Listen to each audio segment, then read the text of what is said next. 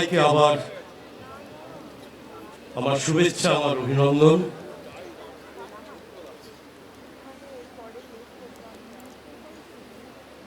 আমি একটা কবিতা খুঁজে পেয়েছি, এটা তো একটা বাগান নিয়ে আমার একটা কবিতা আছে। সেই কবিতাটা আপনাদের শোনাই।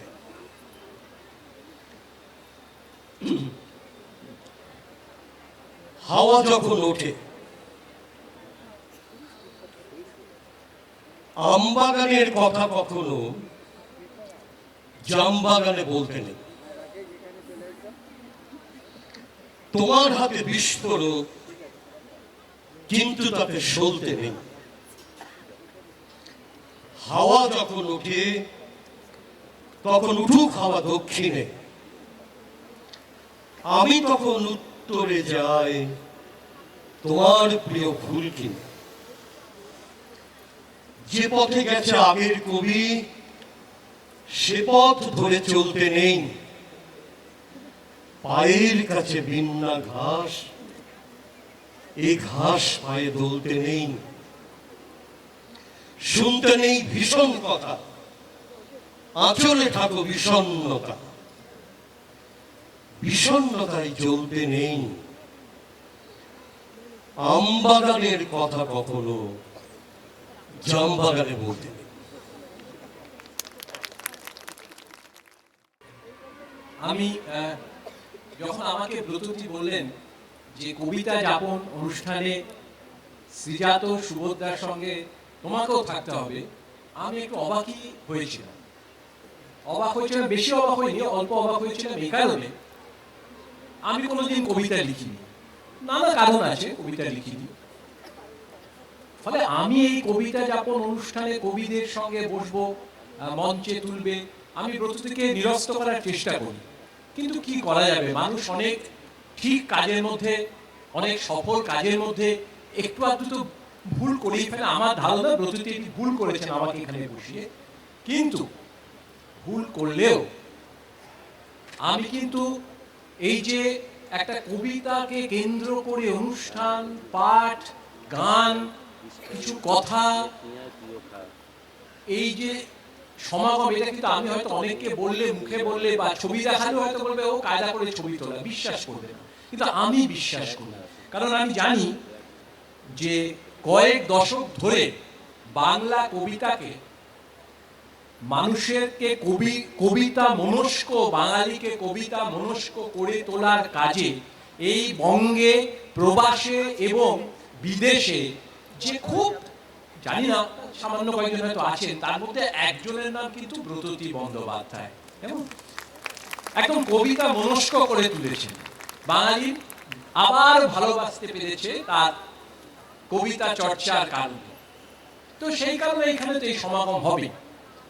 তো আমি এখানে কেন এই কারণে আমি কেন, যে আমি দেখেছি যে যতই আমি গদ্য লিখি না কেন, যদি একটু ভালো লিখেও ফেলি তাহলে পাঠকরা এবং অনেকেই বলে কি সুন্দর লিখেছো, ঠিক যেন কবিতা।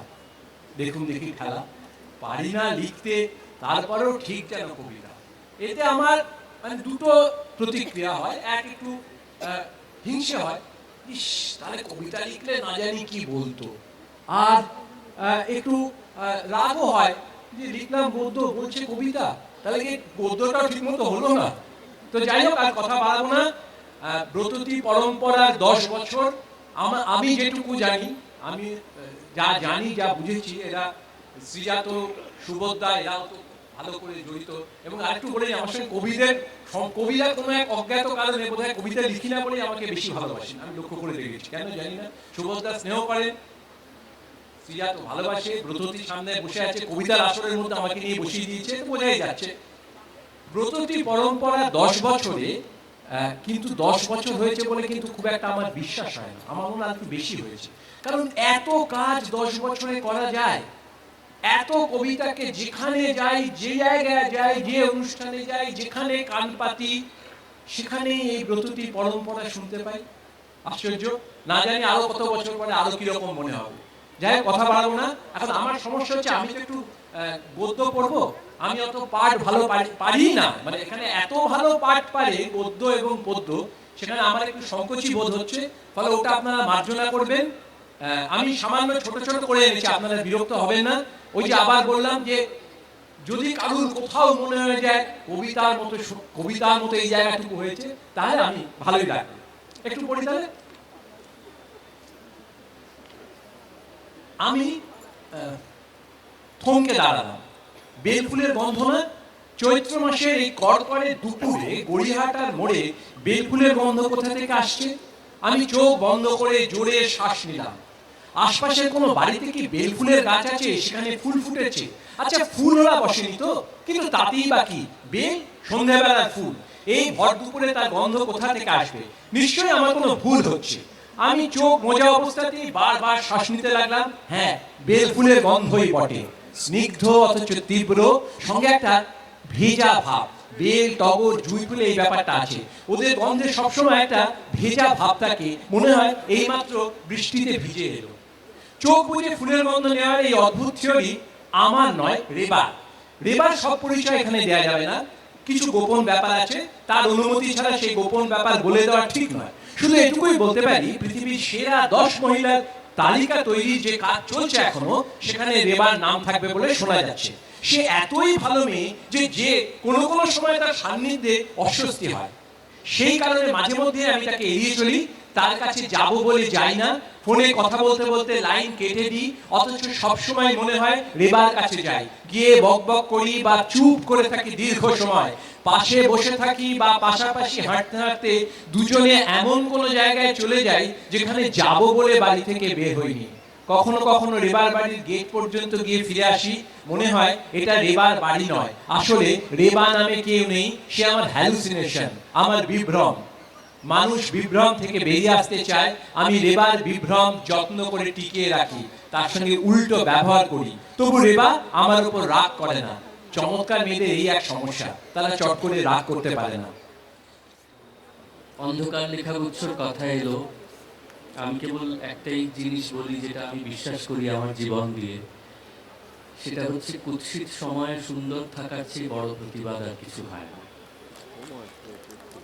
আমরা এটুকুই করতে পারি, আমরা অস্ত্রের সামনে দাঁড়িয়ে কবিতা তুলে নিতে পারি, আমরা কাঁটাতারের সামনে দাঁড়িয়ে গান বেছে নিতে পারি, অন্ধকারের সামনে দাঁড়িয়ে আলোর পতাকাটুকু নাড়তে পারি।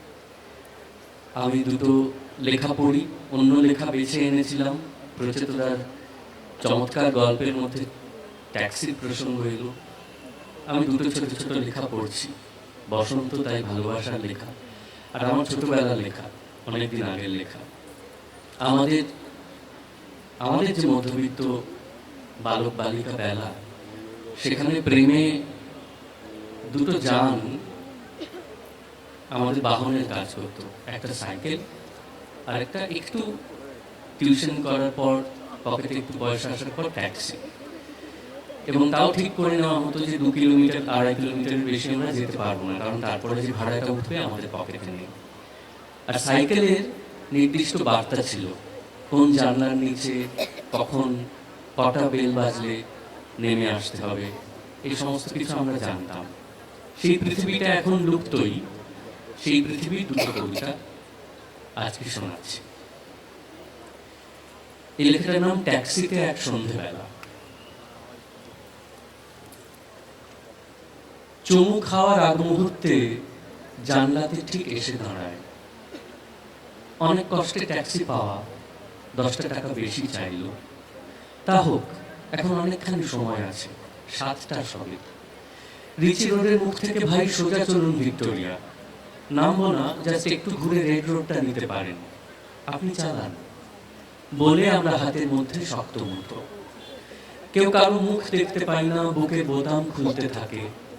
দেখলে দেখুক, পয়সা দিচ্ছি। ট্যাক্সিওয়ালা আয়না ঘোরায়। হঠাৎ একটা লম্বা ট্রাফিক, সামনে বোধহয় অ্যাক্সিডেন্টই।